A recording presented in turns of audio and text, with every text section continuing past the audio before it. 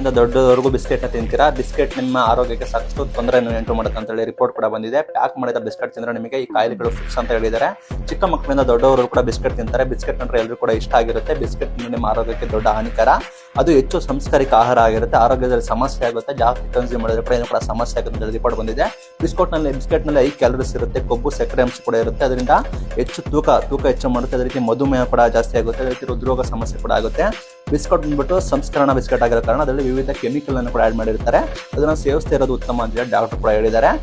ಅದರಲ್ಲಿ ಅಳಿಸಿದ ವಾಸನೆ ಅದಕ್ಕೋಸ್ಕರ ಅದು ಮೃದುವಾಗಿರಬೇಕು, ಅದೇ ರೀತಿ ಕುರ್ಕುರ್ ಅನ್ಬೇಕು. ಆ ಕಾರಣಕ್ಕಾಗಿ ರಾಸಾಯನಿಕ ಅಂಶ ಕೂಡ ಯೂಸ್ ಮಾಡ್ತಾರೆ. ಆದ್ರಿಂದ ವಿಟಮಿನ್ ಇರೋದಿಲ್ಲ, ಖನಿಜ ಕೂಡ ಕಡಿಮೆ ಇರುತ್ತೆ, ಪೋಷಕಾಂಶ ಕೂಡ ಇರೋದೇ ಇಲ್ಲ. ಜೀರ್ಣಕ್ರಿಯೆ ಸಮಸ್ಯೆ ಆಗುತ್ತೆ, ಅಲರ್ಜಿ ಆಗುತ್ತೆ, ಮಲಬದ್ಧತೆ ಆಗುತ್ತೆ. ಅದಕ್ಕೋಸ್ಕರ ಸ್ಮೆಲ್ ಬರೋಕ್ಕೋಸ್ಕರ ಅದಕ್ಕೆ ಕೆಮಿಕಲ್ ಆಡ್ ಮಾಡ್ತಾರೆ. ಗರ್ಭಿಣಿಗಳು ಮಕ್ಕಳುಗಳು ಬಿಸ್ಕೆಟ್ ಅಂದ್ರೆ ತೀರಾ ಡೇಂಜರ್ ಅಂತ ಇಷ್ಟಪಡ್ತೀನಿ.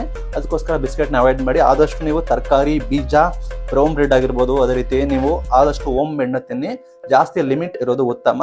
ಅತಿ ಹೆಚ್ಚು ಬಿಸ್ಕೆಟ್ ತಿಂದ್ರೆ ನಿಮಗೆ ಆರೋಗ್ಯ ಸಮಸ್ಯೆ ಖಂಡಿತ ಅಂತ ಹೇಳಿ ಘೋಷಣೆ ಮಾಡಿ.